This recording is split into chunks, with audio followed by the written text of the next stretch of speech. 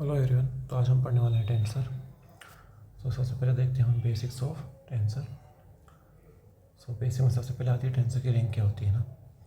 तो हमने पढ़ा है स्केलर और वेक्टर। तो स्केलर जो होता है वो एक जीरो रैंक का टेंसर होता है और वेक्टर जो होता है वो एक फर्स्ट रैंक का टेंसर होता है। हमने पढ़ी है current density J equal to sigma ही। ये कैसा, अगर आइसोट्रोपिक मीडियम हो तो ये जे इक्वल टू सिग्मा ही होता है। अगर एनिसोट्रोपिक मीडियम हो, विषमदेशिक माध्यम हो, तो क्या करेंगे अपन उसको जे एक्स जे वाई और जे जेड में निकालेंगे। तो यहाँ क्या आएगा, एक sigma one one E X, sigma one two E Y और sigma one two E Z. ऐसे ही जे वाई के लिए, ऐसे ही जे जेड के लिए। अब हम इसको एक मैट्रिक्स फॉर्म में लिखते हैं, है ना। देखो जे एक्स जे वाई और जे जेड, यहाँ पे सेकंड रैंक का एक टेंसर है, ठीक है। जितने डायमेंशन हो ना उससे एक कम रैंक का टेंसर है। तो sigma one one, sigma one two, sigma one three, sigma two one, two two, two three, three one, three two और थ्री थ्री, और ई एक्स ई वाई और ई जेड हो गया। अब देखो किसी भी टेंसर में टोटल कंपोनेंट कितने होंगे उसको निकालने का फॉर्मूला ये है। जैसे कि यहाँ पे क्या है formula, coordinate system coordinate dimension की पावर रैंक। जैसे यहाँ पे यहाँ डायमेंशन कितनी थी 3 और रैंक कितनी है 2, तो कितने कंपोनेंट हो जाएंगे टोटल, ये 9 कंपोनेंट अपने पास आ गए, ठीक है।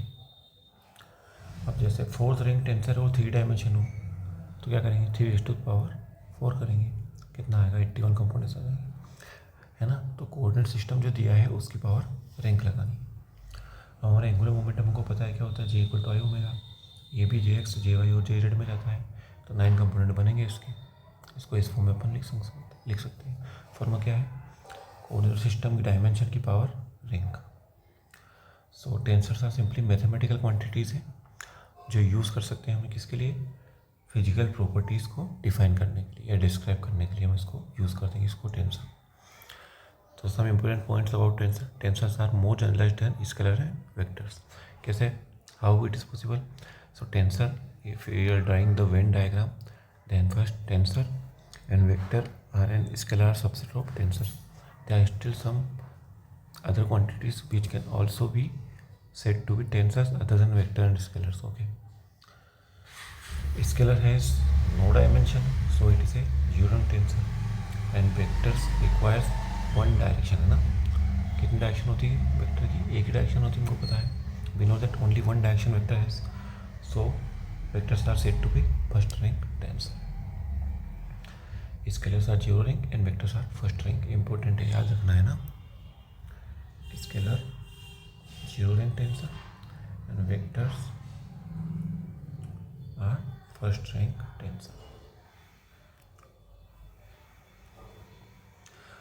टोटल कंपोनेंट कितने होंगे 3 to the power 1 equal to 3 component, that is x y एंड जेड। अब नाउ रैंक क्या होती है, ऑर्डर क्या होता है। रैंक और order of a tensor is the number without counting the repeated indices. So the repeated indices which are coming in tensor, we exclude them, and after excluding the repetitive indices, the remaining indices, the number of remaining indices are said to be the rank of the tensor, ठीक है। Suppose t I j j, so we can see that j is repeating itself, so we will remove this j. What will we have t I, so it is first rank tensor, ठीक है। Mixed क्यों बोल रहे हैं आगे पता चल जाएगा, है ना। we will find out how it is a mixed rank tensor. Now when we are representing a tensor, then there are two ways of representing a tensor. If we are using the indices on like powers, then it is quantavariant tensor superscript, and if we are using it as subscript, then these indices are called as covariant tensor, and both are present, then this is mixed rank tensor. Same component, dimension की power rank, dimension raise to the power with rank, and will get total elements in the tensor. Now second rank tensor के example क्या क्या है, electrical conductivity अभी अपनों ने decide किया, moment of inertia, susceptibility, thermal conductivity, stress and stress, और are known as second rank tensor. Remember this, वो पूछ सकता है conductivity, inertia, susceptibility, conductivity, stress and strain.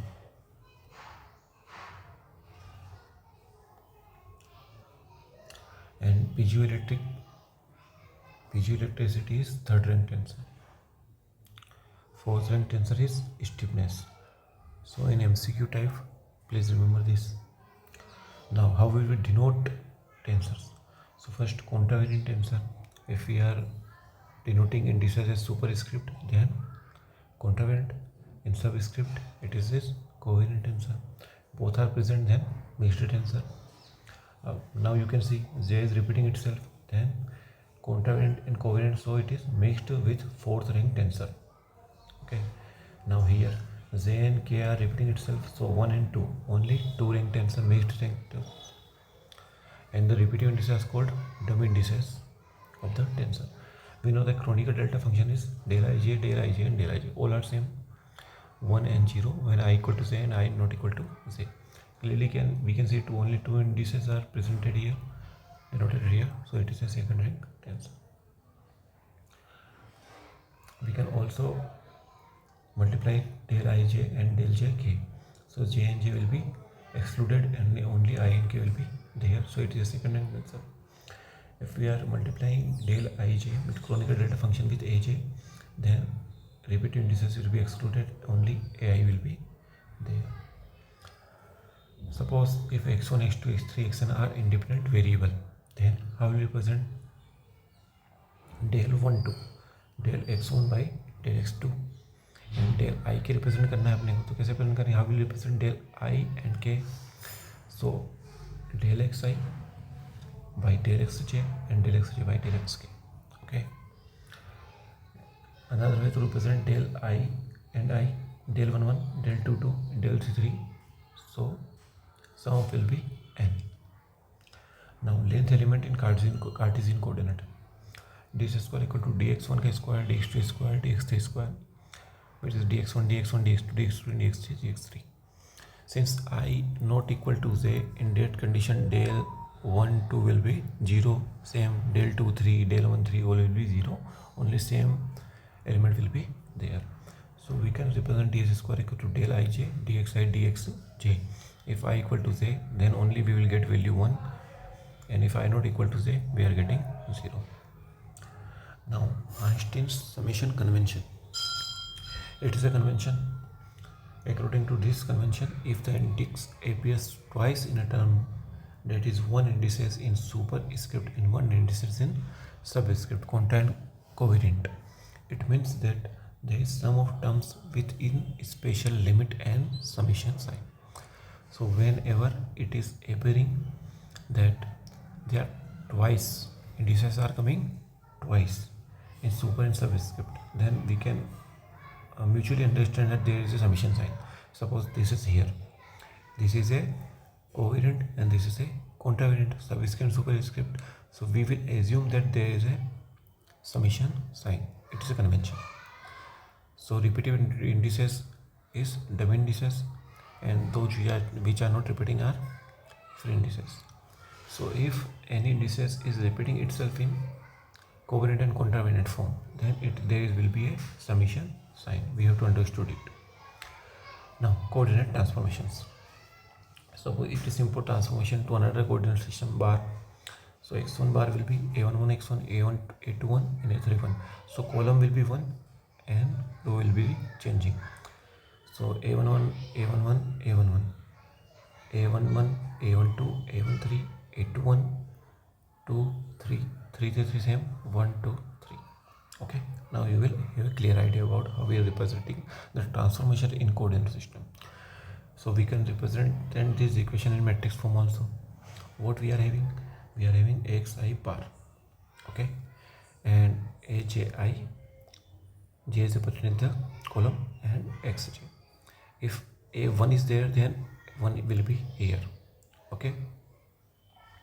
If 2 is here, then 2 will be here, okay. If 3 is here, then 3 will be there. So j is represented in the column, and in column same will be x, I will be change. Getting my point? So j will be 1 2 3. So we are representing, now inverse will be there. We can calculate without bar also. So xi will be xi, this simple transformation. Aj and xj. Okay, as I said, the indices coming in the subscript of a will be in superscript of x. Okay, remember that. Now rotational transformation, we have studied in BSc or BSc. Suppose this is x1, x2, x3 and it is a 2D transformation. Then if we are rotating the rotation, we are rotating the system of our coordinate system with theta. Then x1 bar and x2 bar will do perpendicular or normal with normal on axis. So it will be x2 bar and x2 bar and x1 bar, we can assume it. So after solving this, what we will getting? x1 bar cos theta x1 sin theta x2 and 0 x3, because it is a 2D system है ना. 3D होता तो ये भी आता. And x2 bar will be minus sin theta x1 cos theta x2. So when we are representing this equation in matrix form, we have this cos theta sin theta minus sin theta cos theta. Quantum also we do this. In quantum also we are using rotational transformation. In classical mechanics also we are using rotational transformation. xi will be aj and aj. Always remember, subscript of a will be superscript of x. a11. So a11, how will you determine a11? So x1 will be, remember, I equal to 1. So a11, a21, a31, 3, 3, 2, 2, 1, 1. Okay. So a11 will be cos theta. Similarly, a12 will be minus sin theta. ना, a11 cos theta, a12 minus sin theta. और यहाँ पे क्या आएगा? a21 and this is a22. Now contravariant tensor of rank 1. Suppose this is a contravariant tensor, then how we will transform it? So in contravariant form, we are determining ai bar in another transformation. So how will ai bar will be related with aj? Okay. So what we'll do? First we'll use this del xi bar. And in what transformation are changing? In j. So del xj and j.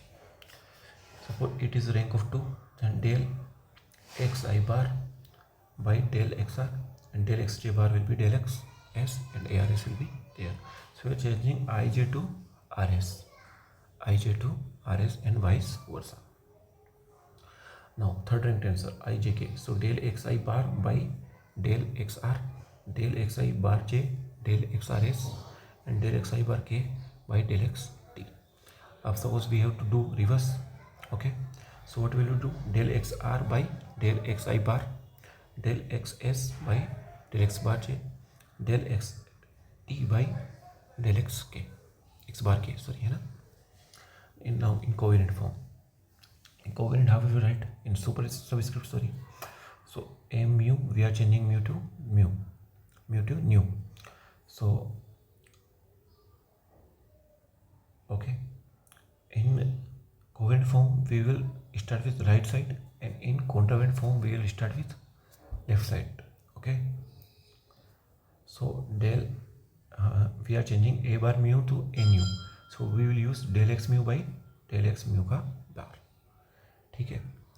In contravariant form we are starting with left side, but in covariant form we are starting with right side. So suppose it is rank 2, then what will we do? Del x alpha by del x mu का bar and del x beta by del x nu bar. Okay, getting my point or not? ठीक है.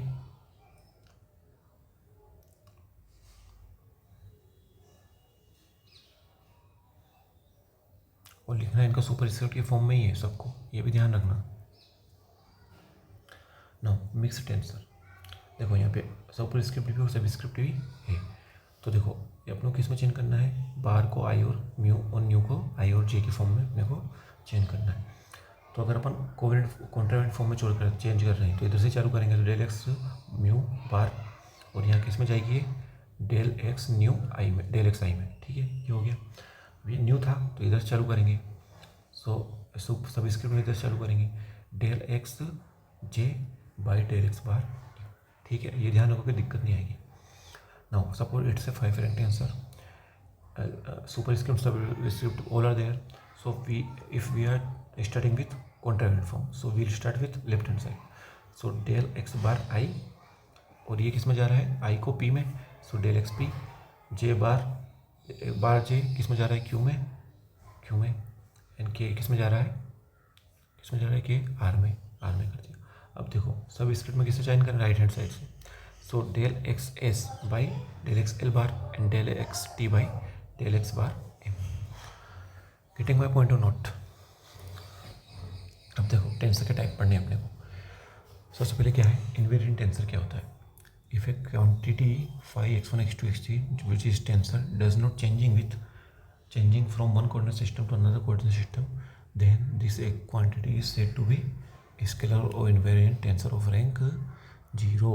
So invariant tensor are also tensor like scalar. So invariant tensor are rank 0 or scalar tensor.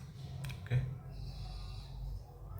Now symmetric tensor. What is symmetric tensor? We know when component of tensor not changing with changing the sign, plus 2 minus and minus 2 plus, and magnitude on interchanging two contravariant or covariant tensor, then it is called symmetric tensor. Suppose we have this third rank tensor, third rank contravariant symmetric tensor. When we are changing this in indices form, है ना, आई जैसे के से जे आई के कर दिया symmetric tensor के लिए, और साइन चेंज नहीं हुआ, है ना. अब देखो थोड़ा सा और याद रखना है, क्या रखना है अगला point, symmetric tensor of rank 2 in an dimension. तो कितने होंगे इसके कंपोनेंट, एन स्क्वायर कंपोनेंट होंगे. Has at most n+1 independent components. तो सिमेट्रिक टेंसर में n+1/2 कितने कंपोनेंट होंगे, n+1/2. कौन से होंगे, ये वाले इंडिपेंडेंट, और बाकी डिपेंडेंट होंगे. सपोज रैंक 2 है और n3 है, ठीक है, मतलब कोऑर्डिनेट डायमेंशन कितनी है, 3 है, और रैंक कितनी है, 2 है. तो क्या आएगा, टोटल कंपोनेंट कितने होंगे, 9 9 कंपोनेंट्स होंगे. अब 9 में से n+1/2 = 6 कंपोनेंट कितने होंगे, इंडिपेंडेंट होंगे. और सिमेट्रिक में क्या होता है, यही होता है, अपने को पता है, ए ट्रांसपोज = है. इसको सिमेट्रिक में क्या हो जाएगा, माइनस साइन आ जाएगा. ये रैंक थर्ड कॉन्ट्रावेरिएंट इसके सिमेट्रिक टेंसर. इसकी symmetric tensor of rank 2 in an dimension वही n स्क्वायर होंगे, और इसमें इंडिपेंडेंट कितने होंगे, n-1/2. Now metric or fundamental tensor. The expression which expresses the distance between two adjacent points is called a line element or meter. अपने को पता है. तो the line element in tensor of general curvilinear coordinate system. So line element कैसे show करेंगे अपन, d square = g mu nu dq mu dq nu, also can be represented g mu nu dq mu and dq nu. So d square will be, इसी को इस form में लिख सकते हैं अपन, है ना, कॉन्ट्रा और कोवेरिएंट दोनों फॉर्म में अपन इसको लिख सकते हैं. The coefficient G mu nu are the function of coordinate X mu. Subject to restriction, determinant of G mu nu not equal to 0. Determinant 0 नहीं होना चाहिए. G mu nu are components of a covariant symmetric tensor of rank 2. दिख रहा है ना, कौन सा है, कोवेरिएंट है, पता है अपने को, दिख ही रहा है. और ये फंडामेंटल या मेट्रिक टेंसर कहलाता है. अब यहाँ न्यू रिप्रेजेंट हो रहा है, तो इससे क्या कर देंगे, कोनिकल डेल्टा फंक्शन में. अब ये कार्टेशियन कोऑर्डिनेट सिस्टम में कैसे लिखेंगे, देखो इसको ds स्क्वायर = डेल म्यू आई जे फॉर्म यूज करना, dxi और dxj. सो अगर i = j होगा तो 1 आ जाएगा, और नहीं होगा 0 आ जाएगा, इसलिए अपन इसको इस फॉर्म में लिख देंगे. अब यहाँ क्या आएगा, देखो ये कार्टेशियन में क्या आएगी, ये 1 आएगा, बाकी सब 0 हो जाएंगे, ठीक है. स्फेरिकल में क्या होता है, r θ φ ये होता है ना, सॉरी स्फेरिकल में क्या होता है, हाँ r θ φ होता है, बट वॉल्यूम में क्या होता है, r² sin θ dr dθ dφ. और यहाँ पे क्या होता है, dr², ये r θ² और r sin θ dφ². तो क्या बच जाएगा अपने पास, 1 r² और r² sin² θ. बस ये याद रखने की जरूरत है. और इसमें क्या होता है, रो फाई जेड, है ना, तो 1 r² और 1 r² और 1. नाउ एसोसिएटिव टेंसर है ना, ये डेफिनेशन पूछ सकता है, इसलिए अपन इसको डिटेल में पढ़ रहे हैं थोड़ा सा. एक तो ऊपर वो लिखने का तरीका बताया वो, और लिखिए. देखो एसोसिएटिव टेंसर क्या होता है, inner product of contravariant tensor mu with metric tensor g mu is tensor and your associative tensor. Okay, so associative tensor will be represented as ये तो कॉन्ट्रावेरिएंट टेंसर और इसको मैट्रिक टेंसर से मल्टीप्लाई कर दो, ठीक है। कॉन्ट्रावेरिएंट और मैट्रिक से मल्टीप्लाई, इसको अपन यहाँ से भी लिख सकते हैं, कॉन्ट्रावेरिएंट निकाल सकते हैं इससे, है ना, कोवेरिएंट की फॉर्म में निकल जाएगा, ठीक है। Now fundamental operations about tensor. Addition कैसा होता है, जो सिंपल अपना होता है वैसा ही होता है एडिशन। देखो, टू और मोर टेंसर ऑफ सेम रैंक कैसे होना चाहिए, सेम रैंक और टाइप के होना चाहिए, टाइप भी सेम होना चाहिए और रैंक भी कोवेरिएंट कोवेरिएंट, कॉन्ट्रावेरिएंट मिक्स है तो mix, having the same number of contra and covariant tensor can be added. देखो यहाँ कोवेरिएंट कितने हैं, 2, तो कोवेरिएंट 2 आ जाएगा, कॉन्ट्रा 2 है तो कॉन्ट्रा में भी 2, और यहाँ 2 को 3 कॉन्ट्रा, 2 को 3 contra. Tensor addition is competitive and associative. अब देखो सबट्रैक्शन कैसे, सेम ऐसा कैसे होगा, वही कॉन्ट्रा और कोवेरिएंट सेम होना चाहिए। देखो यहाँ पे ये म्यू यहाँ पे 1 है, को सभी स्क्रिप्ट में कोवेरिएंट में, यहाँ 2 है, तो ये पॉसिबल नहीं है। आउटर प्रोडक्ट कैसा होता है, outer product is sum of,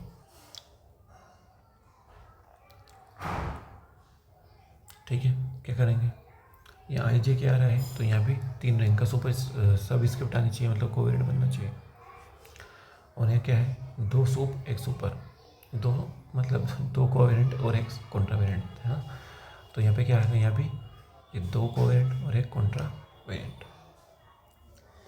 now contraction of the tensor, if a mix tensor is there then only covariant indices is made similar to its contravariant index, then the rank of the resultant tensor is reduced by 2। क्या बोल रहा है ये, कि अगर suppose rank 5 का tensor है और इसमें एक कोवेरिएंट और कॉन्ट्रावेरिएंट को सेम कर दिया, तो क्या हो जाएगी, ये दोनों ही रैंक में से हट जाएंगे। अब ये रैंक 5 की जगह क्या चला जाएगा, रैंक 3 में चला जाएगा, ऐसा है ना, ये अपने को याद भी है वैसे। तो ये कॉन्ट्रैक्शन हो गया उसकी रैंक में। अब इनर प्रोडक्ट क्या होता है, आउटर प्रोडक्ट प्लस कॉन्ट्रैक्शन। देखो कैसे, ये कोई 5 रैंक का टेंसर है और ये कोई 4th रैंक का टेंसर है, तो इसका आउटर प्रोडक्ट कर दिया, ठीक है। आउटर प्रोडक्ट के बाद में इसका कॉन्ट्रैक्शन, आउटर प्रोडक्ट के क्या आया, ये आया, ठीक है। तो यहाँ रैंक कितनी थी, देखो रैंक कितनी है, आउटर प्रोडक्ट करने के बाद में 9 रैंक आ गई। अब उन्होंने कॉन्ट्रैक्शन किया जे इक्वल टू क्यू, तो ये दोनों क्या हट जाएगी रैंक, और क्या आ जाएगी 7। सो inner product will be outer product plus contraction. अब देखो क्वेश्चन फ्लो क्या होता है, to test that a given unknown quantity is a tensor or not, if the inner product of unknown quantity with a arbitrary tensor is tensor itself, then unknown quantity is a tensor or itself null। क्यों कर रहे हैं, question flow test करता है किसको, कोई quantity tensor है या नहीं है। अब कैसे पता चलेगा, how will know if a quantity tensor not, then there are conditions, if the inner product of that unknown quantity with an arbitrary tensor is tensor then it is a tensor or else it will not। क्या करेंगे, जो अपने साथ quantity आ रही है unknown, उसको एक tensor से इनर प्रोडक्ट करवा दो। अब इनर प्रोडक्ट क्या है, आउटर प्रोडक्ट प्लस कॉन्ट्रैक्शन। इसके बाद में अगर क्वांटिटी आ रही है वो टेंसर है, तो अपनी जो अननोन थी वो भी टेंसर, नहीं तो नहीं। सो क्वेश्चन फ्लो में कुछ भी नहीं है, क्या है क्वेश्चन फ्लो में, इनर प्रोडक्ट करवाना है अननोन क्वांटिटी का, ठीक है। पोलर वेक्टर्स क्या है, there is no difference between contravariant and covariant tensor of rank first in Cartesian coordinate system, that's why they are known as polar or ordinary vectors। कैसे, displacement, velocity and acceleration। Similarly axial vectors, okay, you can read from here, there is nothing new here, okay। thank you, थोड़ा सा शोर ज़्यादा है, we will study it later, thank you very much।